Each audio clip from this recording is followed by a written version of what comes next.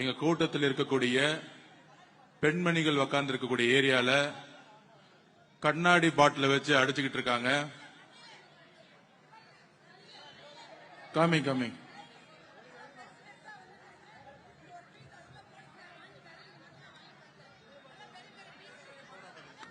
Soda bottle கண்ணாடி பாட்டில வச்சு அடிச்சுக்கிட்டு இருக்காங்க.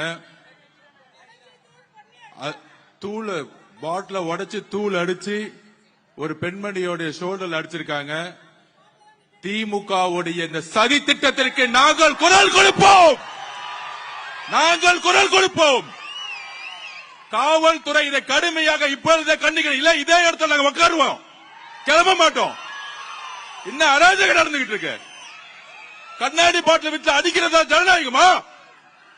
திரு மு க ஸ்டாலின் சார் நிப்பாட்டியா, எல்லாத்தையும் நிப்பாட்டியா. இப்பயே எவ்வளவுதான் அடிப்பீங்க நீங்க? நாங்க பொறுமையா இருந்துகிட்டு இருக்கோம்.